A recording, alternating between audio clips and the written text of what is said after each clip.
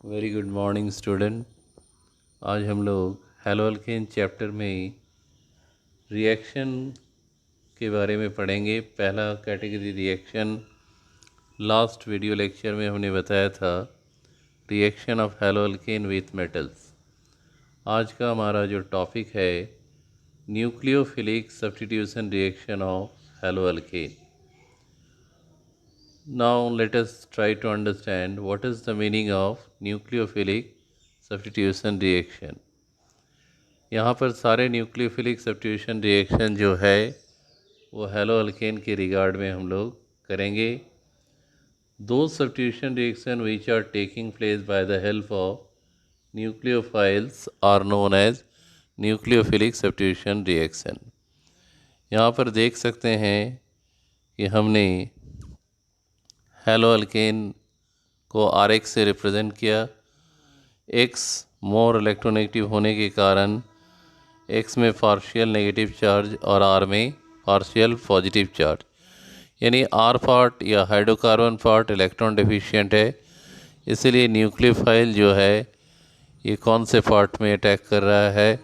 R part में। और product क्या बना रहा है? RNU। और X यहाँ पर क्या है? Halide ion. X is halide ion, तो X यहाँ पर रिप्लेस्ड हो जा रहा है, यानी एक इलेक्ट्रॉन रिच ग्रुप दूसरे इलेक्ट्रॉन रिच ग्रुप को रिप्लेस कर रहा है। और इसको यूँ कह सकते हैं कि जो more powerful electron rich group है वो क्या कर रहा है? Less powerful electron rich group को रिप्लेस कर दे रहा है। तो इसके कारण जो प्रोडक्ट हमारे पास जनरेट हुआ RNU, ये RNU जो है न्यूक्लियोफिलिक सब्स्टिट्यूटेड प्रोडक्ट कहलाएगा। और इसे एक एग्ज़ाम्पल से भी हम लोग देख सकते हैं। और एग्ज़ाम्पल देख ही रहे हो कि हमने न्यूक्लियोफाइल को ट्रीट कराया है मिथाइल हैलाइड के साथ। तो यहाँ वही कंडीशन है कि X पर पार्शियल नेगेटिव चार्ज आ रहा है, कार्बन पर पार्शियल पॉजिटिव। तो न्यूक्लियोफाइल जो है ये कार्बन पार्ट को अटैक कर रहा है और यहाँ CH3NU यानी न्यूक्लियोफिलिक सब्स्टिट्यूटेड प्रोडक्ट जनरेट हो रहा है। और हैलाइड आयन ये क्या हो रहा है? बाहर रिलीज़ कर जा रहा है। I hope that you are capable of understanding up to this. अब इस न्यूक्लियोफिलिक सब्स्टिट्यूशन रिएक्शन को हम लोग दो कैटेगरी में डिवाइड करते हैं और इसके बेसिस में न्यूक्लियोफिलिक सब्स्टिट्यूशन रिएक्शन को हम जो कैटेगरी नंबर 1 है वो है SN1 रिएक्शन। यहाँ पर S जो है ये सब्स्टिट्यूशन को रिप्रेजेंट कर रहा है, N जो है न्यूक्लियोफाइल को रिप्रेजेंट कर रहा है और 1 जो है ये फर्स्ट ऑर्डर को रिप्रेजेंट कर रहा है। तो यहाँ पर हमने समझ लिया कि SN1 रिएक्शन का मतलब क्या है। वैसे न्यूक्लियोफिलिक सब्स्टिट्यूशन रिएक्शन जिसका ऑर्डर ऑफ रिएक्शन क्या होता है? 1 या फर्स्ट ऑर्डर रिएक्शन कहलाते हैं। यहाँ पर हमेशा याद रखना है कि जो SN1 रिएक्शन है वो 2 स्टेप में कंप्लीट होता है। पहले स्टेप में रिएक्शन इंटरमीडिएट कार्बोकेटायन का जनरेशन होता है और ये स्लो स्टेप होता है। और सेकेंडली जो सेकेंड स्टेप है उसमें कार्बोकेटायन इंटरेक्ट करता है न्यूक्लियोफाइल के साथ और प्रोडक्ट बनाता है जो कि फास्ट स्टेप है।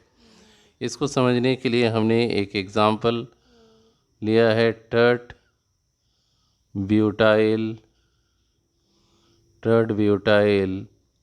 ब्रोमाइड। यहाँ पर टर्ट ब्यूटाइल ब्रोमाइड को यहाँ पर लिया है CH3 का whole thrice C bond Br और इसको KOH के साथ ट्रीट कर रहे हैं।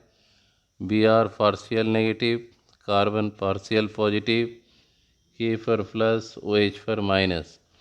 तो OH माइनस जो है वो इलेक्ट्रॉन डेफिशिएंट कार्बन के साथ अटैच्ड हो जाएगा और यहाँ पर बनेगा CH3 का whole thrice C bond OH, यानी यहाँ पर हमें मिला tert butyl alcohol, tert butyl alcohol.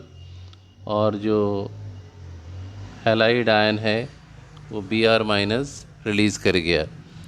यहाँ देखोगे कि ये जो टर्ट ब्यूटाइल ब्रोमाइड है ये 3 डिग्री हैलो अल्केन है, और जो टर्ट ब्यूटाइल अल्कोहल है वो भी क्या है, 3 डिग्री। और इसको इस तरीके से समझ सकते हो कि Br कार्बन के साथ अटैच रहने पर ये 3 डिग्री होता है, और उसी प्रकार से OH कार्बन के साथ रहने पर 3 डिग्री कहलाता है। अब इसके मैकेनिज़्म को हम लोग समझते हैं। पहले स्टेप में हम देख सकते हैं कि टर्ट ब्यूटाइल ब्रोमाइड जो कि 3 डिग्री अल्कोहल है ये ब्रेक कर रहा है, और ब्रेक करने के बाद यहाँ पर ये बना रहा है 3 डिग्री कार्बोकेटायन, 3 डिग्री कार्बोकेटायन, यानी ये रिएक्शन इंटरमीडिएट फॉर्म कर रहा है। और ये स्टेप जो है ये स्लो स्टेप है, इसलिए रेट निकाल सकते हैं। तो रेट इक्वल टू K, और स्लो स्टेप में केवल एक ही रिएक्टेंट मॉलिक्यूल है, दैट इज़ CH3 का whole thrice C bond Br, tert butyl bromide. तो इसको हम इस तरीके से दिखा सकते हैं, ओनली वन रिएक्टेंट है तो टू दी पावर 1 कर देना है, और इसका ऑर्डर ऑफ रिएक्शन जो है ये आ जाएगा फर्स्ट ऑर्डर। अब 3 डिग्री कार्बोकेटायन इंटरमीडिएट, चूँकि ये कार्बन पर पॉजिटिव चार्ज परस्यू कर रहा है, OH माइनस यानी न्यूक्लियोफाइल रेडली इसको इंटरेक्ट करेगा और यहाँ पर बनाएगा टर्ट ब्यूटाइल अल्कोहल। बहुत सिंपल तरीके से इसको हम लोग समझ सकते हैं। तो जब भी SN1 रिएक्शन होगा हमेशा 3 डिग्री हैलो अल्केन को चूज़ करोगे। पहला स्टेप जो है वो कार्बोकेटायन का जनरेशन, और दूसरे स्टेप में कार्बोकेटायन यानी रिएक्शन इंटरमीडिएट न्यूक्लियोफाइल के साथ रेडली अटैक करके प्रोडक्ट बनाता है। अब यहाँ पर हम लोग देखेंगे एक बहुत ही important topic, reactivity of haloalkane towards SN1 reaction. कौन सा हैलो अल्केन SN1 रिएक्शन को ज़्यादा शो करेगा? तो सबसे पहले 3 डिग्री, फिर 2 डिग्री, और फिर 1 degree hello alkane. Now the question कि ऐसा क्यों होता है? ऐसा इसलिए होता है कि 3 डिग्री अल्कोहल से 3 डिग्री कार्बोकेटायन जनरेट होगा, 2 डिग्री से 2 डिग्री कार्बोकेटायन, और 1 डिग्री से 1 डिग्री कार्बोकेटायन। और स्टेबिलिटी कार्बोकेटायन का हमेशा हम लोग जानते हैं 3 डिग्री सबसे ज़्यादा, फिर 2 डिग्री, और सबसे कम 1 डिग्री कार्बोकेटायन, 1 डिग्री कार्बोकेटायन। और यही कारण है कि 3 डिग्री अल्कोहल जो है वो SN1 रिएक्शन को ज़्यादा फेवर्ट करता है। और अब हम लोग नेक्स्ट टॉपिक में जाएंगे। नेक्स्ट टॉपिक में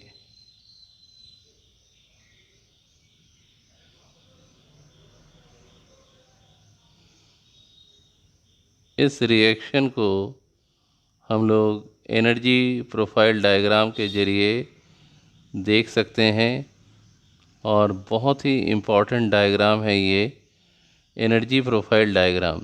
इसका मतलब है कि ये जो रिएक्शन हो रहा है तो इसमें एनर्जी के करस्पॉन्ड में किस तरीके से रिएक्शन को शो किया जाता है। तो इसमें 2 एक्सिस बनाते हैं, एक्स एक्सिस के along progress of the reaction और वाई एक्सिस के अलोंग एनर्जी को दिखाया जा रहा है। यहाँ पर हमें समझना पड़ेगा कि SN1 रिएक्शन 2 स्टेप में होता है। जो पहला स्टेप जो है वो स्लो स्टेप होता है और दूसरा स्टेप जो है ये होगा फास्ट, और साथ में रिएक्शन इंटरमीडिएट का भी फॉर्मेशन हो जाता है। तो स्लो स्टेप के लिए हम लोग दिखाएंगे high activation energy. Slow step के लिए दिखाएंगे हाई एक्टिवेशन एनर्जी। यहाँ पर इस वैल्यू को EA से डिनोट कर दिए। और जो फास्ट रिएक्शन होगा सेकेंड स्टेप, उसके लिए हम लोग एक्टिवेशन एनर्जी को दिखाएंगे E-A।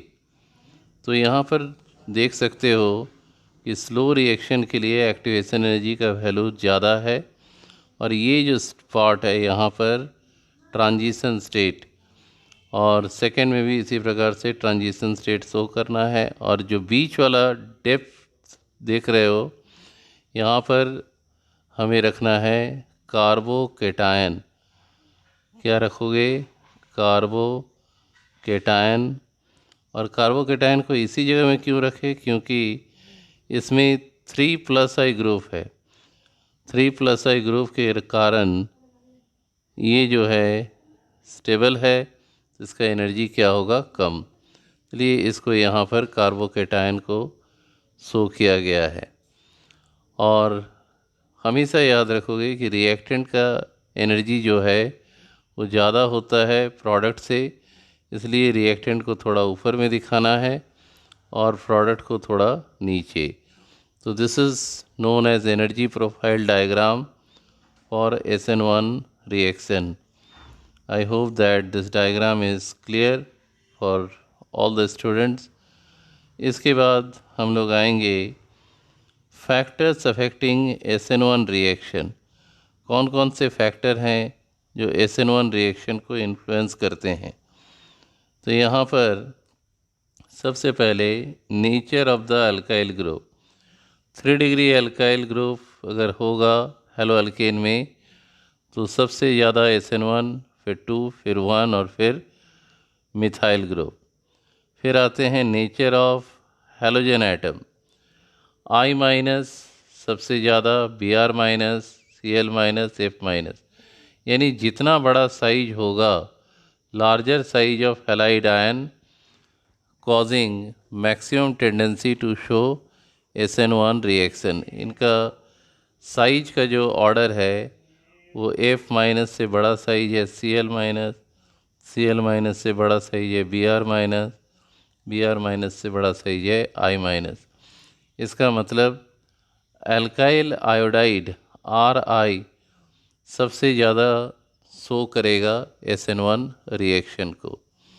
इसके बाद नेक्स्ट पॉइंट पर आते हैं nature of nucleophile. Nature of nucleophile यानी न्यूक्लियोफाइल का क्या रोल है? कोई रोल नहीं है, नो इफ़ेक्ट, क्योंकि SN1 रिएक्शन का रेट न्यूक्लियोफाइल पर डिपेंड नहीं करता है। नेक्स्ट आ जाते हैं नेचर ऑफ सॉल्वेंट। हमेशा याद रखोगे कि SN1 रिएक्शन में कार्बोकेटायन फॉर्म होता है और आयोनाइजेशन होता है रिएक्टेंट मॉलिक्यूल का अपोजिटली चार्ज्ड आयंस में।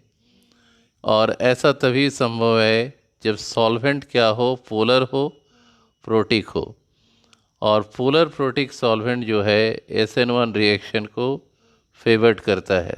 जितना ज़्यादा सॉल्वेंट का पोलरिटी होगा, SN1 रिएक्शन शो करने का टेंडेंसी उतना ही ज़्यादा होगा।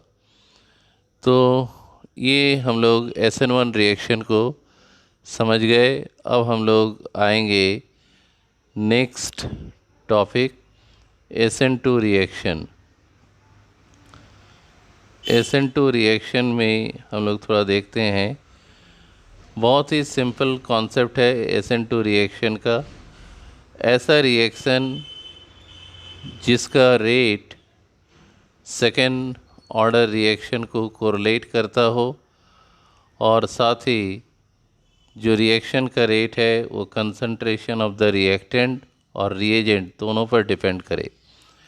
हम लोग यहाँ पर अगर हम SN2 रिएक्शन ले रहे हैं, मान लो कि अगर हम यहाँ पर SN2 रिएक्शन को ले रहे हैं तो S stands for substitution, N for nucleophile और 2 stands for second order, which means nucleophilic substitution reaction of second order. और इसको हम लोग दिखा रहे हैं एक एग्जांपल से, CH3Br plus OH minus CH3OH plus Br minus. ऐसा इसलिए Br पर पार्शियल नेगेटिव, CH3 के कार्बन पर पार्शियल पॉजिटिव, तो OH जो है वो CH3 को गया अटैक करने और Br बाहर निकल गया। तो Br लिविंग ग्रुप है, तो ब्रोमाइड आयन बना के ये बाहर निकला।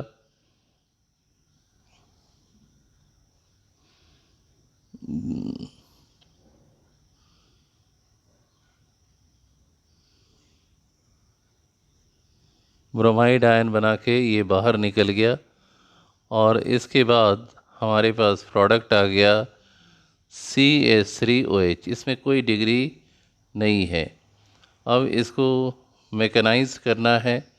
कैसे मैकेनाइज करेंगे न, यहाँ पर HO माइनस न्यूक्लियोफाइल को लिया गया, CH3Br ये क्या है रिएक्टेंट, रिएक्टेंट को लिया गया और ये स्टेप क्या है, स्लो स्टेप है। और स्लो स्टेप में हम रिएक्शन के रेट को मेज़र कर सकते हैं।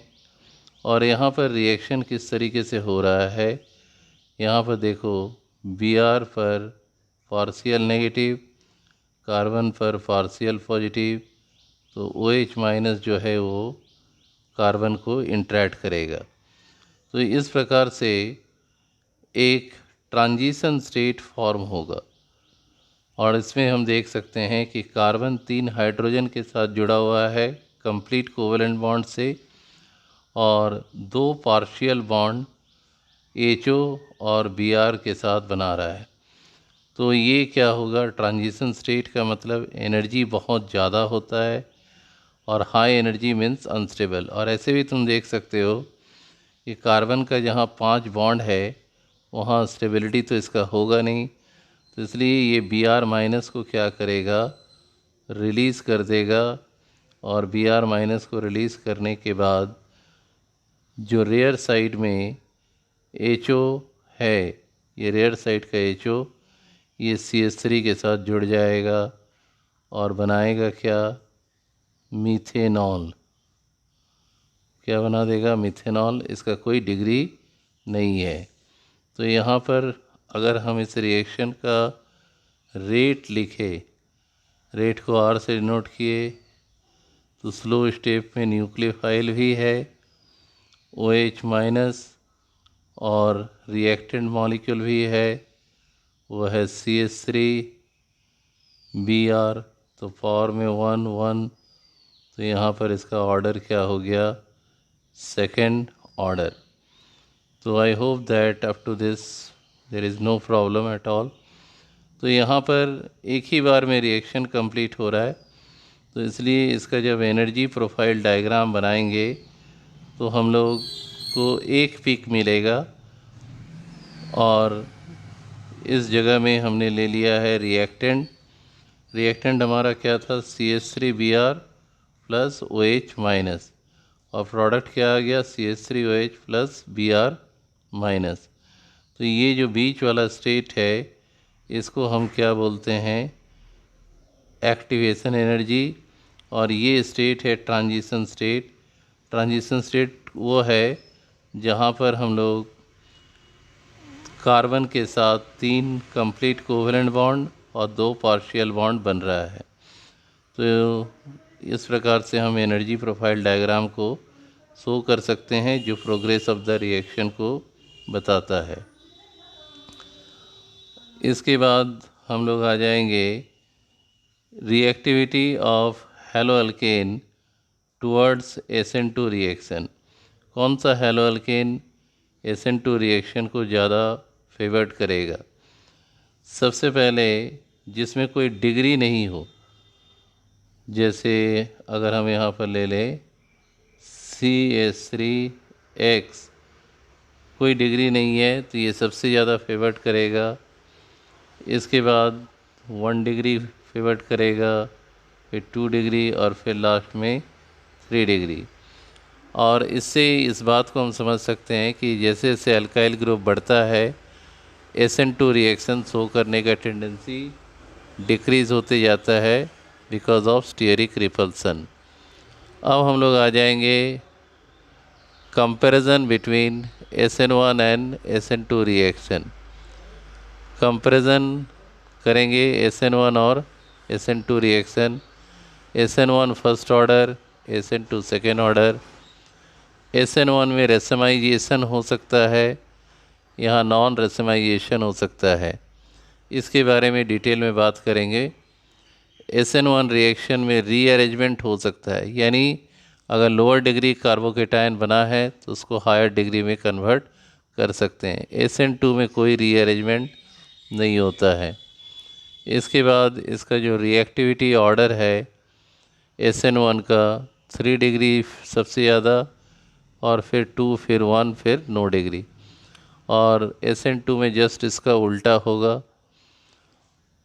SN1 reaction low concentration of nucleophile पर भी हो जाता है, जबकि SN2 reaction high concentration of nucleophile का रिक्वायरमेंट होता है।